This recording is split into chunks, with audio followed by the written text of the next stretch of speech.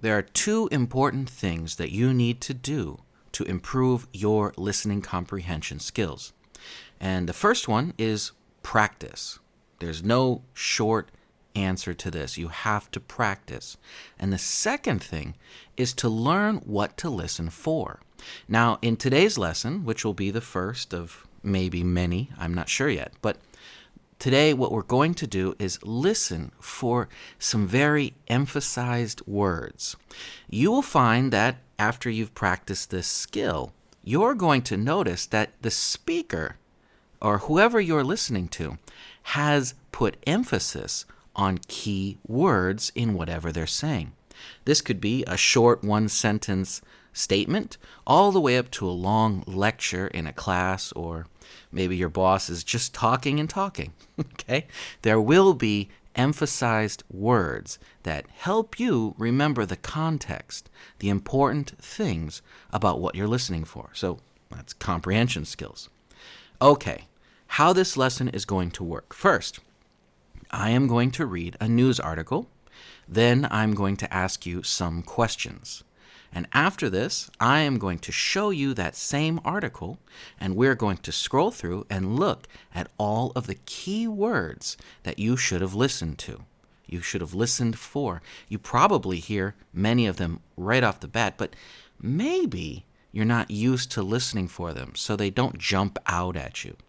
Okay, let's get started with this first lesson. Now, if I had to say what level this is, listening comprehension skills should start right around intermediate level. If this is too difficult for you, I recommend going and practicing your reading skills, building your vocabulary. These are all critical skills when it comes to listening comprehension. Okay, let's get started with the article. Marble sculpture from Goodwill turns out to be stolen Roman artifact.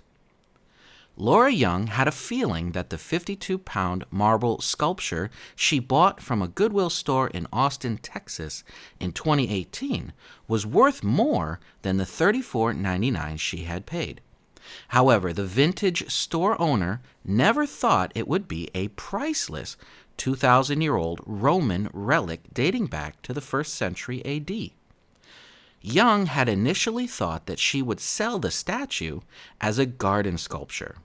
However, after closely examining its weathered appearance and classic lines, she wondered if it was more valuable. The vintage store owner, who had previously auctioned a Goodwill-bought Chinese painting for $63,000, reached out to some auction houses. To her surprise, Jorg Detterling, a consultant at Sotheby's in New York, matched the statue to one found in 1931 picture of a courtyard of a German villa. Subsequent research by the experts at the San Antonio Museum of Art uncovered that the bust was carved in Rome between 100 BC and 100 AD. By the mid-1800s, it had been sent to Germany and acquired by King Ludwig I of Bavaria for his Roman-inspired villa. The bust, along with other artifacts, were moved to a storage facility before the palace was damaged by Allied bombing during World War II. However, in 1950, warehouse officials noticed that the statue was missing. Art historians speculate that it was brought to the U.S. by an American soldier stationed there. There was definitely a lot of American presence, and so it seems likely that, however, they got a hold of the bust, that some American who was stationed there probably got it and brought it back home with them to Texas somehow, said Lynn Alpine, a postdoctoral curatorial fellow and Roman arts specialist at the museum. Scholars are divided about the identity of the handsome, bearded young man. Some think the bust depicts Sextus Pompey, whose father, Pompey the Great, was killed during a power struggle against Julius Caesar. Sextus took up his late father's cause, fighting to seize control of Rome until he was executed in 35 BC. Others believe it is the bust of the Roman commander Nero Claudius Drusus Germanicus, the younger brother of Emperor Tiberius, whose troops were once occupied in German territory. After realizing the sculpture's history, Young decided to return it to Germany. It was extremely bittersweet, to say the least. She said, "But I only have control over what I can control, and art theft, looting during the war, is a war crime. I can't be party to it." The statue is currently on display at the San Antonio Museum of Art, home to an extensive collection of ancient Roman art. It will be shipped to Germany sometime in 2023. While Young could not auction the statue for a high price, she did receive an undisclosed finder's fee for her efforts. Okay, let's take a look at our questions. Well, let's listen to our questions. Number 1, what is the topic of this article?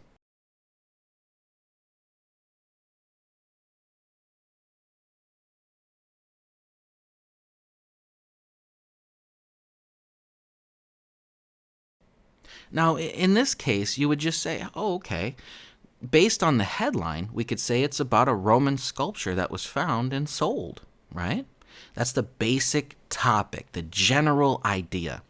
When you're doing listening comprehension, you should always try and understand the overall simplified topic. What am I listening to? Oh, this is an article about a Roman statue that was found. Number 2, where did she find it?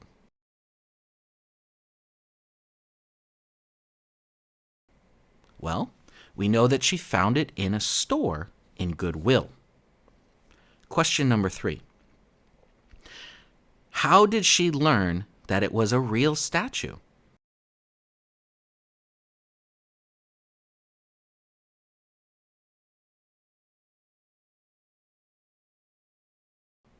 Well, we know that scholars were the ones that found a picture with this same sculpture bust in it. So they're the ones who said, hey, look, it's real. Right there, we found a picture of it. Question number 4. What is the history of the statue?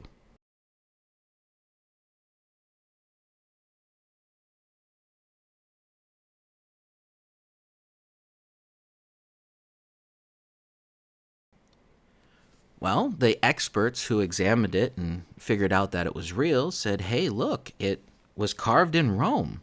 And King Ludwig of Bavaria, he was the one who bought it.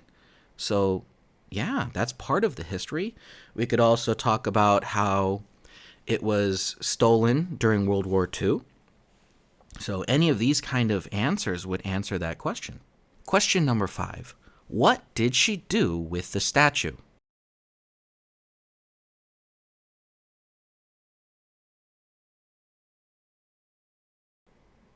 Once she discovered that the statue was real, she said she wanted to give it back to Germany. So that was what she planned to do with it. Question number 6. Where is the statue now?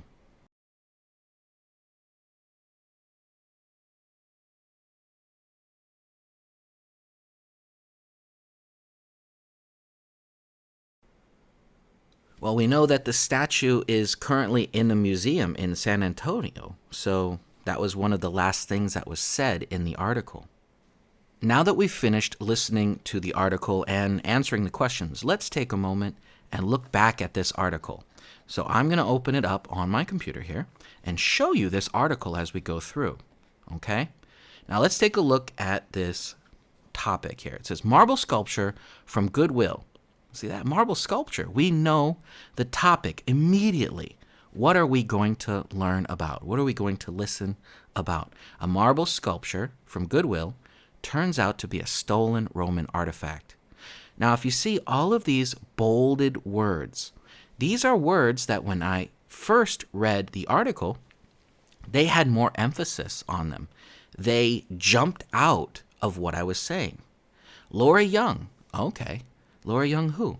Had a feeling that the 52-pound marble sculpture she bought from Goodwill store in Austin. We know that this thing is about Laura Young and finding a marble sculpture. Okay. If we look down here at this next one, this next paragraph, Young had initially thought she would. Okay. None of that stands out.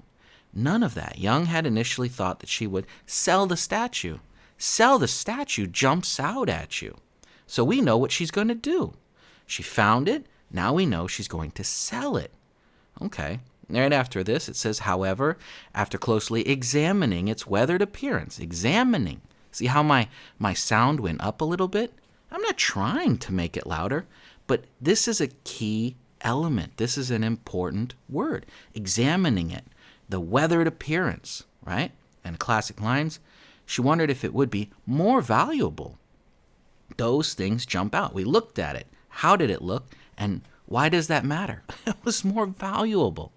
Ah, I see. Let's look down at this next one here. Subsequent research. Big word, didn't matter. Research maybe jumped out a little bit. Subsequent research by the experts. Oh, okay. Experts jumps out. Subsequent research by the experts at the San Antonio Museum of Art. We know which museum. The name of where it is doesn't really matter, right? What is it? It's the Museum of Art. We are talking about some type of sculpture, some type of art. It doesn't matter where it is. Well, not right now. We're not talking about its history, okay? We're talking about where it is right now. The experts from the Museum of Art. All right. What did they learn?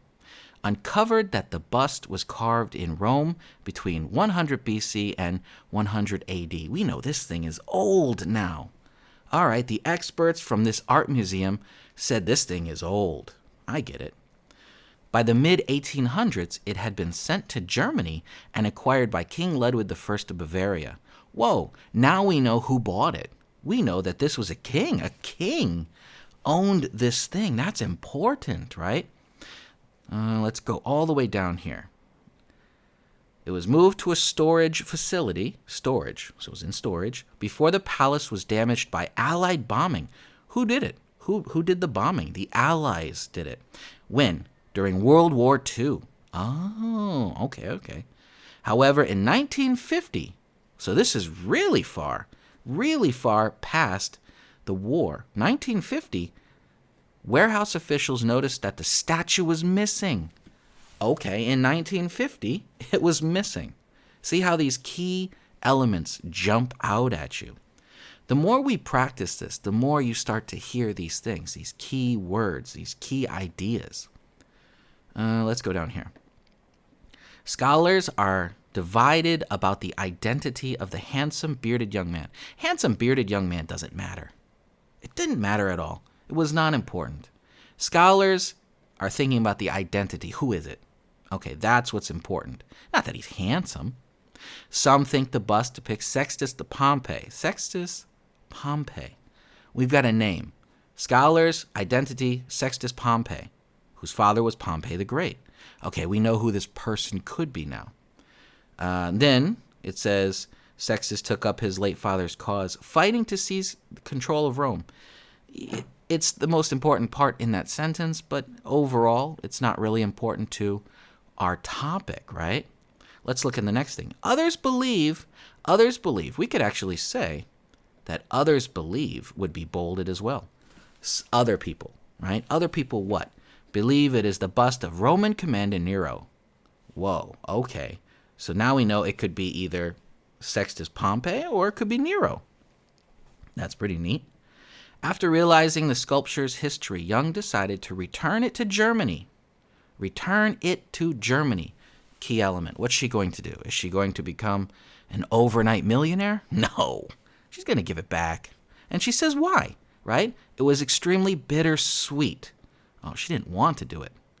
She had to do it, right? She didn't want to do it. That's what bittersweet means. Like, I